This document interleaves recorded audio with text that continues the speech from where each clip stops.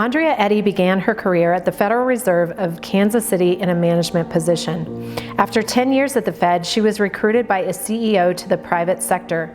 For the next 20 years, she transformed the check clearing operations at the largest banks in the country from paper to imaging.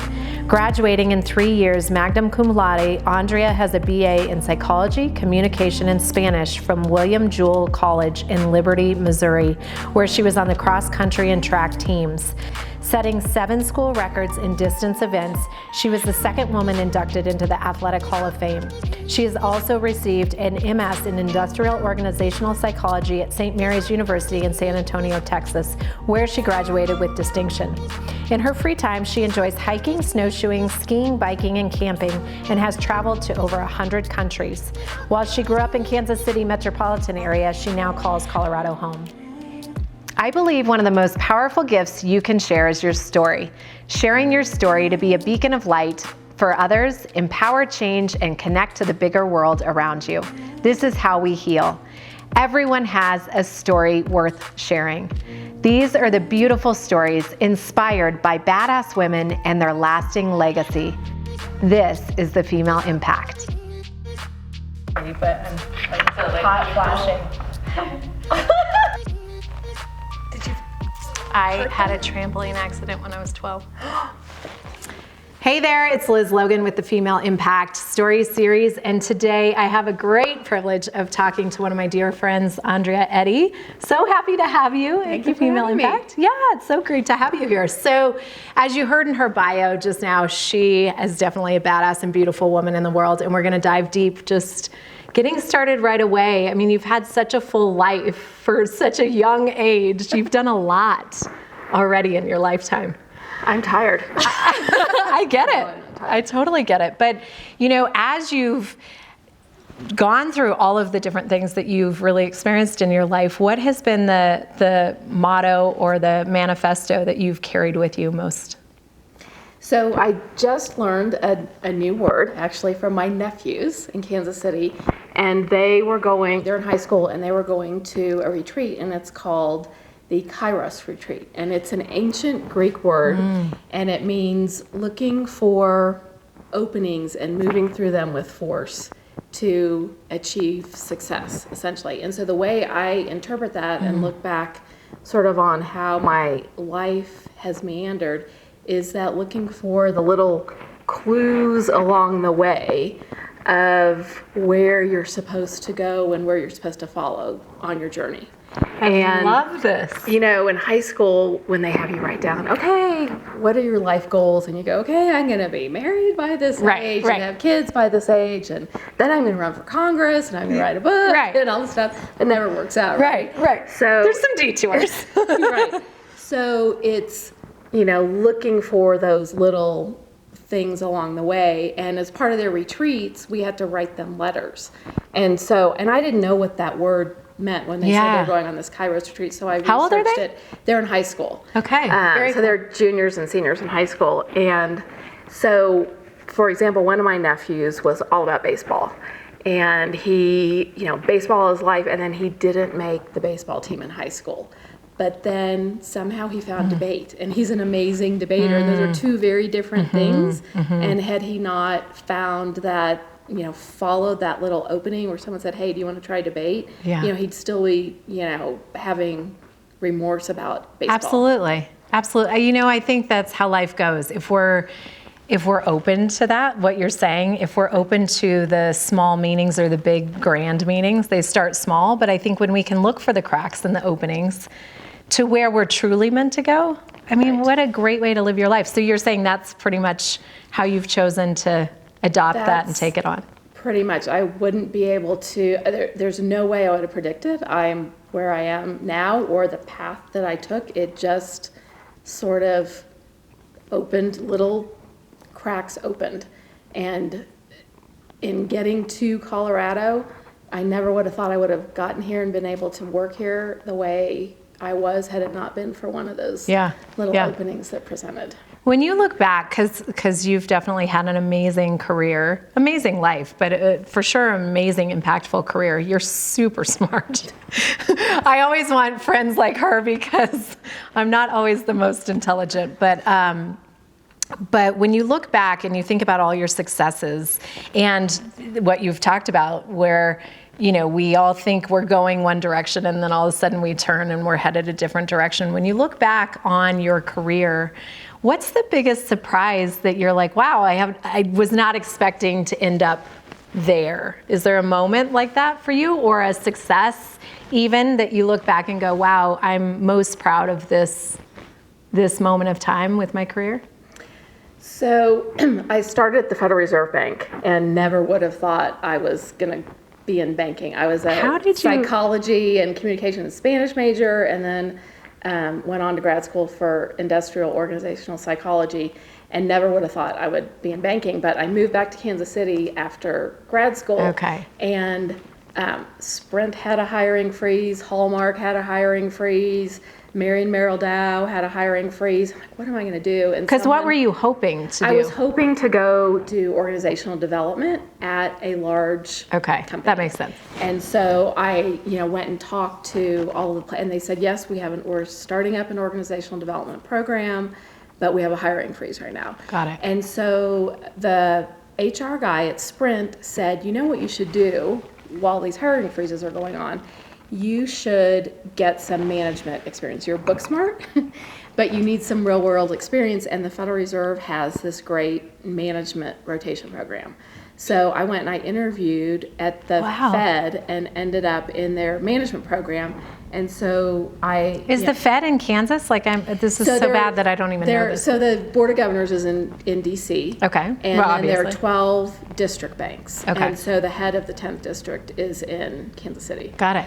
And so I interviewed there and got into their management program. Of course. And again, it was more about management and not about finance. And the Fed, this is going to go into the weeds, everyone knows about monetary policy and interest rates, and they know they regulate banks. But the other thing that they do is they are the central bank for all financial operations. So check clearing, wire transfer, electronic payments. And I was put in the check clearing operation as a management analyst. And it was right when the transition from paper checks to electronics was starting, and that was a big project. So I'm that sure. was a big project of mine that sort of followed my whole career over 30 years. Wow, so you were really in the... Yes. I mean, we've gone through some major transitions, Right. but as we're rapidly moving into the future, I mean, our financial world has changed substantially over the course of the last even 30 years. Changed, and 10 years. After 9/11, that's really what catapulted it forward, because what people don't realize is with checks, paper checks, like if I write you a check and I bank at Bank of America, that check, you've got to deposit it, it's got to get back to Bank of America. In the paper world, those are flying all over the country. Well, after 9/11, there were no planes to fly. So that really got check imaging going. So that was not anything I expected to be doing. Gosh, no kidding. But using your skill set. Using my skills, and yes. then I quickly got promoted up the ranks and got asked to relocate to other locations around the country to take over the financial services operations and check clearing. And so then I started, when we were trying to transition from paper to electronics, going out and meeting with bank presidents all over and talking to them about how this was more efficient, this was safer. Getting them comfortable with the Yes. change. Bank presidents at the small banks in Kansas, hey, you can get your checks earlier in the day if it's electronically, and you can go run your cattle, and just finding what worked for them. Is this how you're using the psychology Yes. part of your life? Yes. Interesting. So I was, in my 20s, and I was going out, driving all the way out to western Kansas and going to visit with the bank president, and you go in, you're like, okay, what am I going to talk? I know my message, what I want to visit with him about, but how do I start the conversation? So I'd look around on his credenza and see, a picture of something and start a conversation by something that caught my eye in the office, and started a relationship with a brand new person that way. It's so cool you're saying that, because I think we forget, no matter what industry you're in, I always think coming at things from a human, in this case, a psychological approach, that's how we make human connection. That's why I wanted to do this story series, because I just want to get to know who you are and have you share stories about your life. Same thing as you walking into the banker. We're all human. At the end of the day, we all have these credentials and these titles that somehow separate us from that human level, that then it becomes intimidating, right? But when you are so smart, because when you can walk into a place, look at the picture of the family on the desk, right, instantly there's a connection point that you can enter conversation and relationship with. And I've always carried that with me. And as I moved up and then went to the private sector and started meeting with, Wells Fargo and Bank of America, and would be in very senior level, C-suite offices. As a woman, it was the same thing, when you're like, okay, I'm going up to, the top floor in New York City, right, someone at Bank of America, and it's the same thing. Okay, think back to your roots. What do? Go in, look at something, catch your eye, start a conversation, start a relationship with someone, and then quickly it would go to what their needs are as an executive and what they are trying to do with electronification strategy, or how we could help them. That's the bonus. Right. Yeah, that's amazing. I'm really proud of you for that. Thank you. So is that your greatest success, would you say? Like being able to... so the paper, being part of that movement, paper to electronics, was one. The other one that's just sort of little known, back in my Kansas City days, and this is sort of in the weeds too, but the way banks would settle their checkbook, if you will, with the Fed, they would do that at the end of the day. Well, sometimes banks become insolvent, and you wouldn't find that out until the end of the day. So the theory was... Which means what, for people that don't know? That banks are going to fail. So if they aren't settling with the Fed at the end of the day, you don't know that they're going to fail until the end of the day.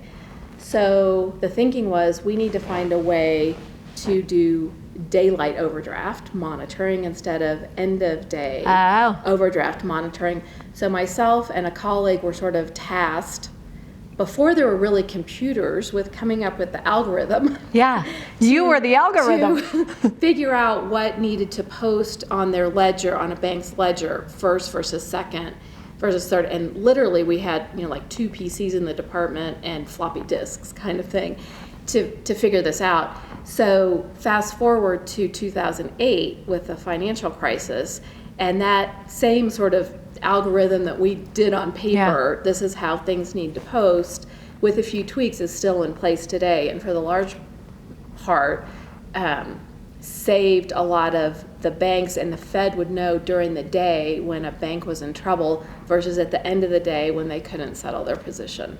So that's incredible. That's just something nobody knows about. Well, and it's amazing, because you think about when you go to deposit a check, and now, I mean, you may be seeing the story going, well, I don't even know what a check is, because we're moving away from checks now, but we are unconsciously writing checks, and it just goes to where it's supposed to go, as far as I'm concerned. And now here's take a picture of it with your phone. Right, now you get to do that, which is something that you helped implement. Yes. But it's so cool when you get to hear the stories of, it's like going behind the clock. It is. And figuring out actually how the clock works, or a light bulb. Nobody knows how a light bulb works, but until you talk to somebody that knows.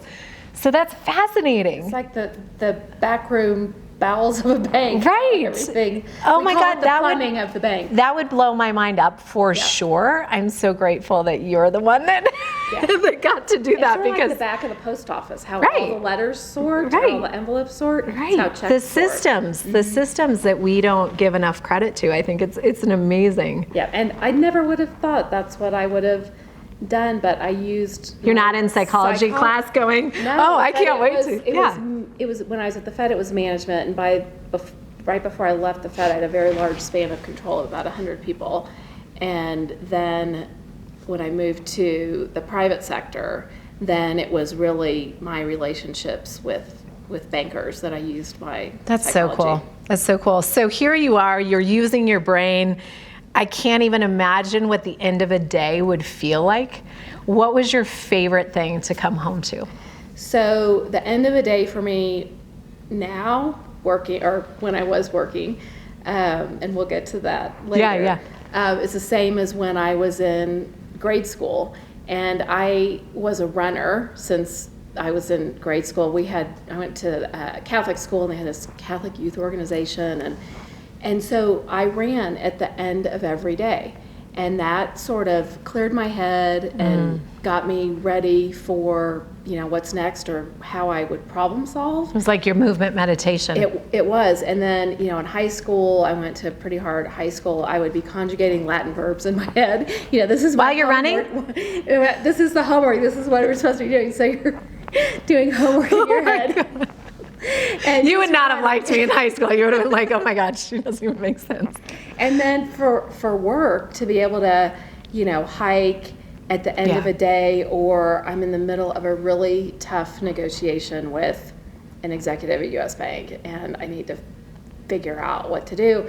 And we're fortunate we live in such a beautiful place and can go right outside, or even when I was living in cities, just to be able to go somewhere, maybe even on a spin bike or something, and be able to just zone in on sorting out your brain and figuring out the way forward. First clearing what happened today, what do I need to get ready for tomorrow, and usually you can, I had to turn everything off around me, don't talk to people, just figure it out in your head. That's so great. And it's so, I always say there's kind of 3 secrets to leadership, to really true leaders, and movement is by far up there on the top of the list. And it's a necessity when you're moving at the pace that you are in your brain, just figuring out what you have to think about.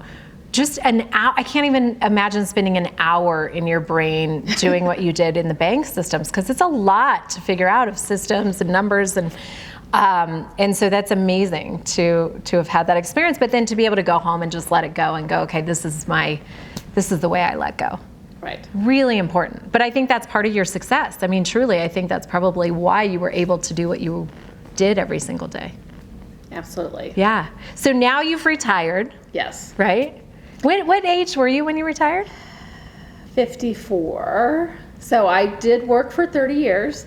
So I never really thought I was going to retire at that age. Had I stayed at the Fed, I would have had rule of 80, which is 30 years of work and 50. So that gets you to 80. So I would have been offered an early out package then. Don't know if I would have taken it or not. But I was in the private sector, and I moved from one of my, a really hard decision was leaving the Fed and going to the private sector. And I did that for a bunch of different reasons. But my parents, a year and a half ago, my dad got sick, and I'm gonna get teary. That's what happens on this couch. So I wanted to be freed up to assist with them and be able to go back and forth to Kansas City to help with them. And with work, I was traveling about 30 trips a year out of our little airport here. Yeah. And you were gone a lot. Very stressful work, and I needed to be able to go back and forth to assist with them. So that was sort of my little sign. What's the word?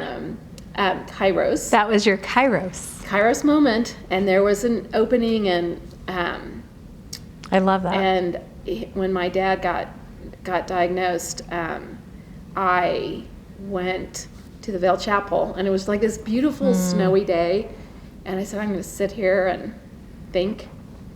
And then that was in December, and then I gave him notice on January 2nd. It's so cool to have witnessed your before and after in that moment, because you were going at such a fast-paced clip and loving what you're doing. Can we get some tissue? Sorry, normally I have a box of Kleenex because we're all crying on this couch together. Usually it's me. But I loved when you honored your heart.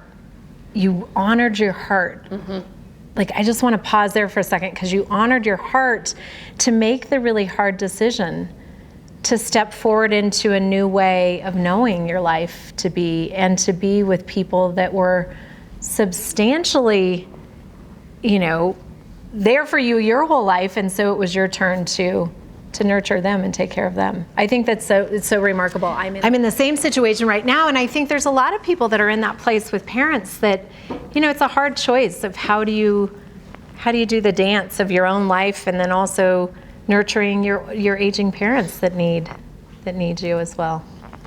Yeah, so I was fortunate to be in a position where I was able to do that. Yeah. And he's in an immunotherapy trial now and doing great, and so I am happy that I was able to participate in that, and I would have not been able to fully participate. I love it. But just talking about your family and your dad and the tough decision of you transitioning into this new phase, I feel like there's a lot of moments in life that really test us.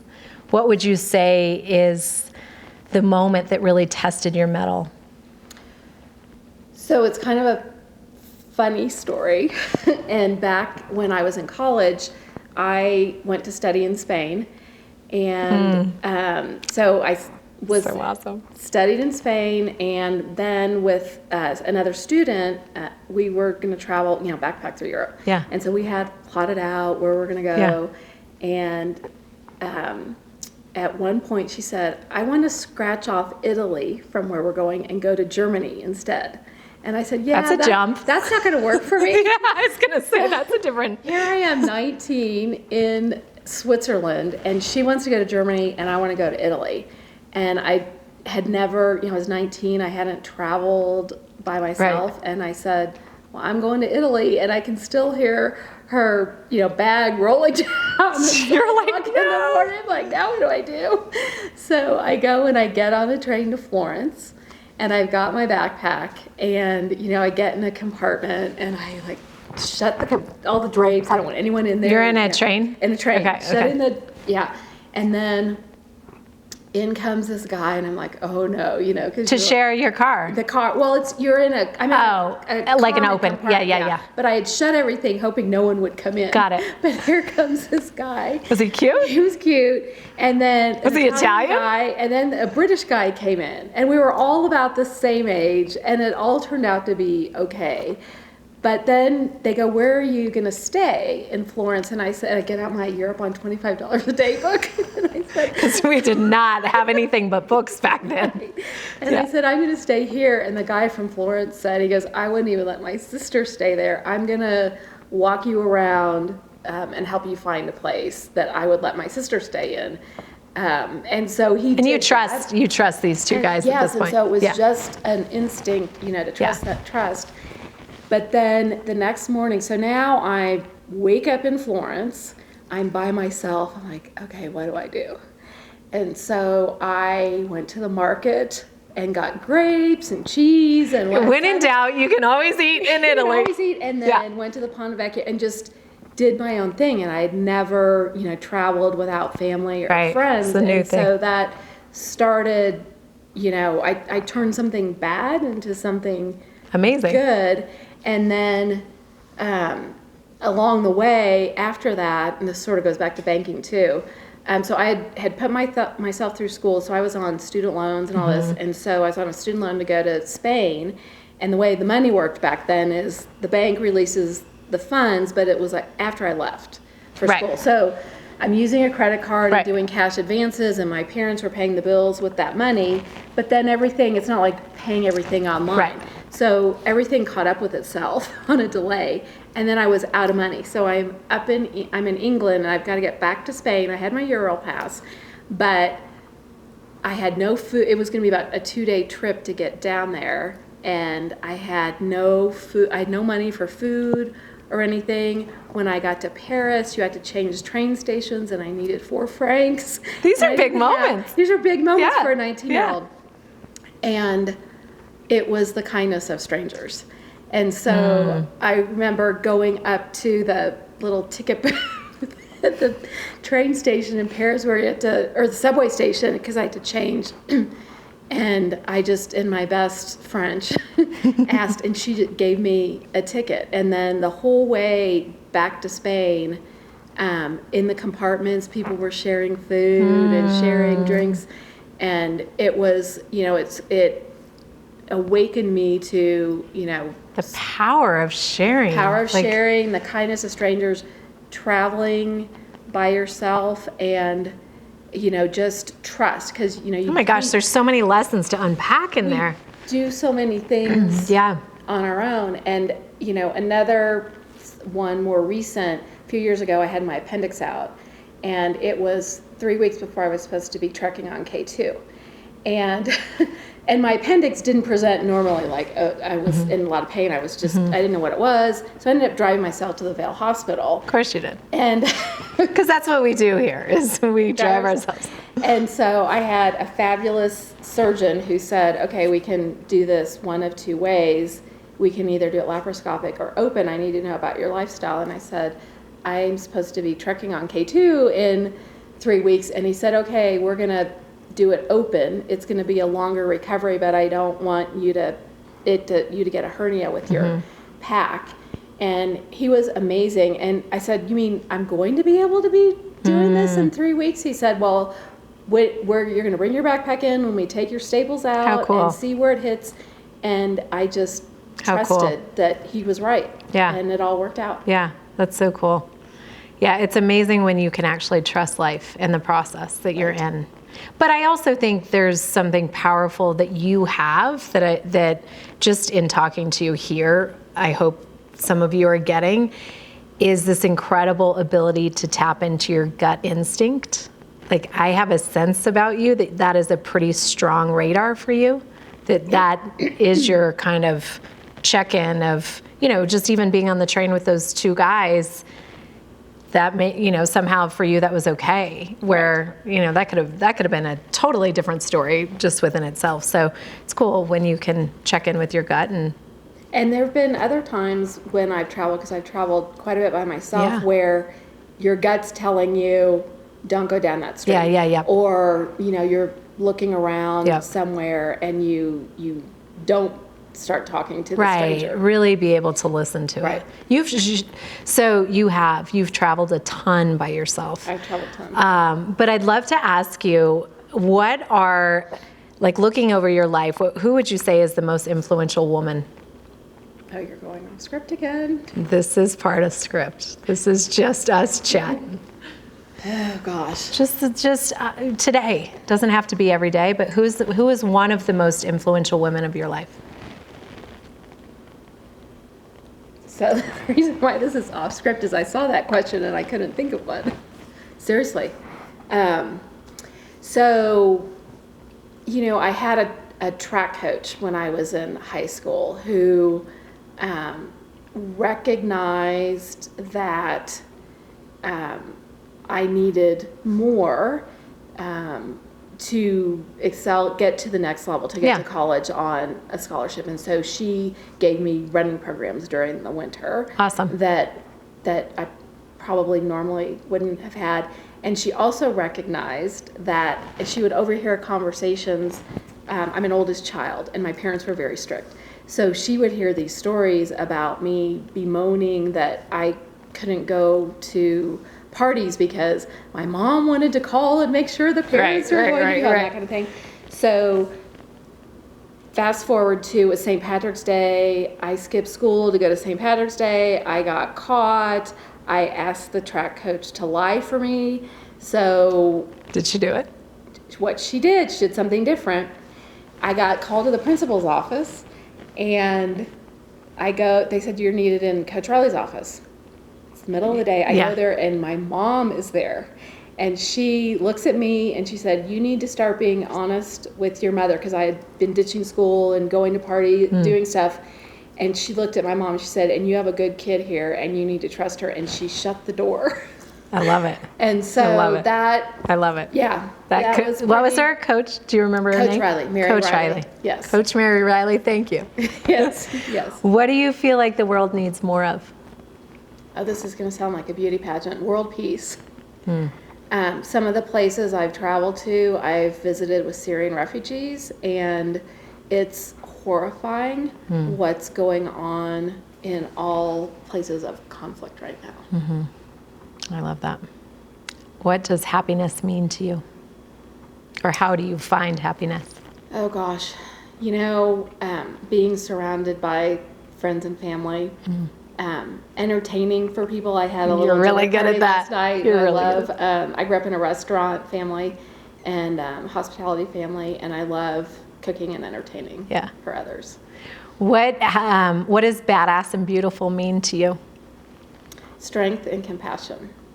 And it's when you started the Badass and Beautiful series, I don't have it on today, but a necklace that I got in Malaysia, and it's called the Strength and Compassion necklace, and it's got a chain, which is the strength part of it, and then it has a huge sodalite stone on it. Have I seen it? You may have seen it. I love that. When I was shopping, they had a little card with it, and it said, "This is the Strength and Compassion necklace." I love that description because that's exactly what I say all the time, is that we need both. Right. We can't live without one or the other. And that's what I really believe that women are here to do, is to find their badass and beautiful self, because I think as women, and I think men are going to come along to this, and I think a lot of men are already doing this, that we can develop both sides of ourselves. And that's what's going to heal the world. That's what's going to bring world peace, is could you imagine if we all had strength and compassion? If we had a female leader. There you go. Maybe you can come out of retirement. Guns blazing. Maybe you can come out of retirement. Let's all talk and develop relationships and figure this out together. Right. Strength and compassion. And then fill in the blank. I want to be. Oh. A guiding light. I love it. I love it. Thank you so much for being here. Thank you. Yeah, it was awesome. If you want more on this beautiful soul, you can read the full script below this video, and join us next week for another good story. Thanks for watching.